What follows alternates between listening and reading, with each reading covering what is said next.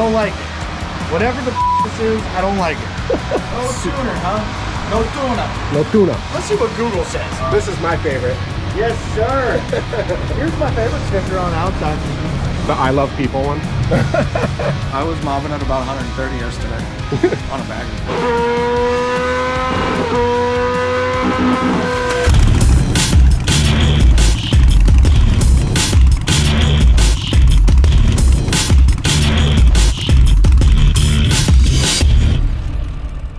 Chris, what are you doing? I don't even know. I don't like it. Whatever the this is, I don't like it. Looks a little different than the bikes we normally put on here. This is weird. It matches the dyno though. You know, I used to own one because I like it. Yeah. So what was the one you owned? An 07. Same thing. Yeah. Yep. So same gen. This one has a speed limiter on it. Mine did not. Oh. Someone in the comment section can correct me, but I believe 07 and 08 were the two that maybe 07 had no limiter, or the limiter was so high it was beyond regulation, and then 08 they brought it in, and then by 09 they had it all figured out. 07 was kind of a wild child. 08 was a little bit more reined in, and I believe the rest of these gens were tame. So here on the lift we have my 2010 Honda CBR600RR. As you guys know, one of the things that we like to do on the channel is collect data so that we can do comparisons between different bikes. Horsepower science. Yeah, the bike on the dyno here, and we're gonna do a run just to kind of get some power numbers. So yeah, one of the bikes that I've had for a long time. I named it Neglect because it sat on the back burner for so long, and so finally got around to doing everything to it. So we got new fairings, grips, filter, does have fresh fluids, oil coolant, brake. We got a new exhaust for it, cleaned everything up, integrated tail lights from TST, flush mount lights, TST also. New headlights, block offs, good amount of stuff done to it. You guys be sure to go check out that episode, previous episode that we did, basically refreshing this thing. We've got it connected up to the tack lead, and we're getting some readings. So we haven't run it yet. Chris did have to adjust the red line. So the red line on this thing is much higher than most Harley-Davidsons. We're looking at a red line that starts at 15, tops out at 17,000. So before we run this thing, you guys do us a favor, comment down below what you think horsepower and torque numbers are going to be on this 2010 Honda CBR600RR. There's 45,000 miles on the odometer. Like I said, fresh fluids. Other than that, no real performance modifications. The exhaust, it's not really going to give you like tons of horsepower or torque extra. It is going to open it up a little bit, but not significant. There's not like, you know, a stage 2 or stage 3. There's nothing done to the airbox except for the better filter. And then no tuner on it. It's just literally a pretty stock 600. So No tuner, huh? No tuna. no tuna. What are you thinking? Look it up. It's a 600cc stock gear rating, right? You know, I don't know. We should look it up. I feel like a realistic number would be what, 100, 115? Torque is Yeah. But now I'm talking horsepower because I always go bigger number first. Yeah. Let's see what Google says. Usually with Harleys, especially like the stuff that we're building, you know, we're looking 110 to 150 torque, right? Which is a ton of torque, especially as compared to a sport bike. Sport bikes traditionally like don't really have much low-end torque at all, but they rev super high, and they've got lots more horsepower, especially for the amount of displacement. So this one being a 600cc, for it to have 100 plus horse. This is my Google return. 118 horse, which is what I figured it probably should be. About 50 foot-pounds of torque, 48. We'll see how close they are. Is that from the manufacturer or from like a dyno? From Honda's right there. Honda's deal. That's the publicized number. They don't publicize the pound-feet of torque, but this one claims 48 as well. 48.6. So 48 11 and a half, or 11,250 actually. So okay. We'll see how close we are. 118 horsepower, 48 torque. That's from Honda. Usually, like I said, they measure at the crank. Whenever we measure bikes on the dyno, we're measuring at the rear wheel, which is here. I have a feeling that's a rear wheel number. You think so? That's probably realistic.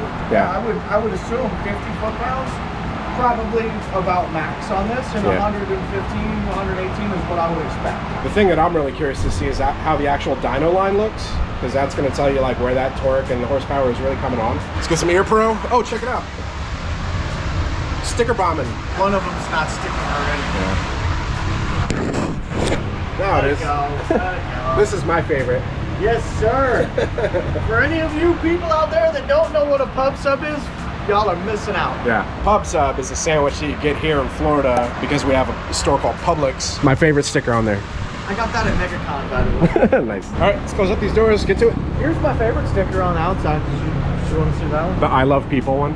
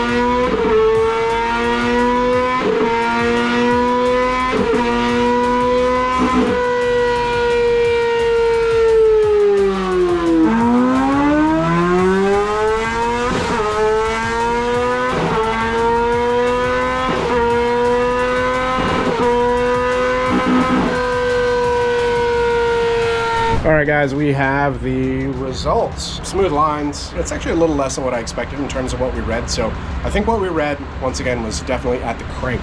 So we are looking at... I would disagree. And I'll tell you why. If you look at it, so we got 42 foot-pounds of torque. They claim 48. That's true. That's close. We're also running a wide open exhaust, so we're losing a little bit of torque. If you look at that horsepower line, if it didn't break up at about 13 or 12,750, if it kept going in that trajectory, you would get 118 to 120 easily. Yeah. So those are real world numbers. I don't believe those are crank numbers. Between two runs, power, we're basically looking at 96.91 horse as the top, and then 42.17 torque as the top. So obviously this one being the horsepower line, this one being the torque line, and stopping at 15.5-ish.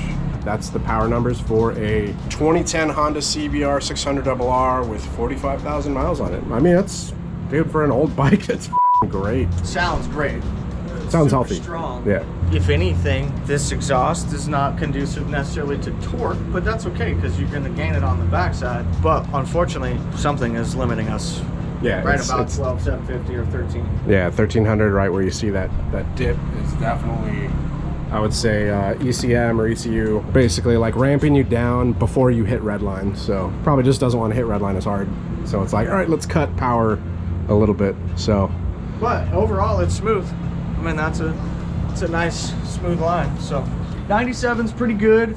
I think we could play this out on the tape if we really wanted, but I have a feeling you would get about $120 if it kept going up. Even at this, you're still going to be close to 100, about 120. But I will say that typically your publicized numbers aren't necessarily cherry picked either by the manufacturer. They run like a series of 3 to 5 depending on the manufacturer, and then they pick the median.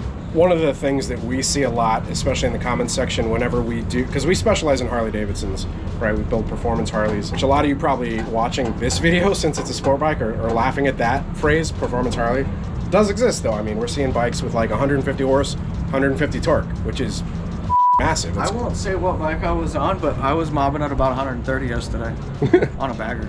In Mexico. Like, comfortably. Riding a power band. You want to go, just go. Yeah. We use a lot of this data to compare bikes. I've got an MT-09 SP as well that we've run and we've done comparisons on. We've got an Indian FTR that we've also done this with, and then we're doing it with the CBR600RR. In terms of power for price point, like I said, this is a 2010, so it's a used bike. It's got 45,000 miles on it, which is pretty decent mileage. To get that power out of a bike that is going to cost you, I mean, I bought this for less than $5,000 on Facebook Marketplace.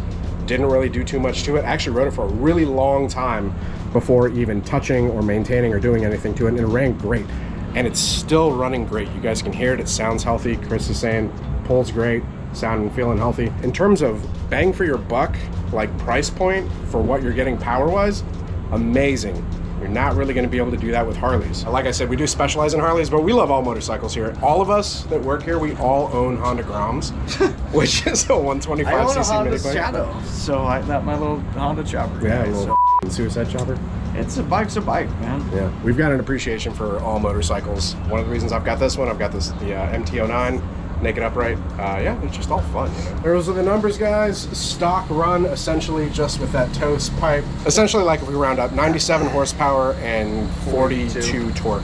Hope you guys enjoyed this episode, though. Hope it was insightful. You can pick these things up all day on Facebook Marketplace for, I'm seeing them between, you know, like 55 and like 75 right now. If you're able to find a really good deal, maybe like 3 to 4 even. Be aware of those. Yeah, They're usually pretty cheap. The reason they're like usually that low is for a reason. Fairings are up, you know, possible something with the engine. Thank you guys for watching. Really appreciate it. If you have any questions on any of this, drop them down in the comments down below. Let us know. We'll answer to the best of our knowledge. If you guys did enjoy it, do us a favor, hit the like button. It lets YouTube know that we're doing a good job. Don't just like, click and subscribe. Share it. Also, your mom sent a text saying to subscribe, so you should probably go ahead and hit the subscribe button. Justin also cuts that every time. Does he?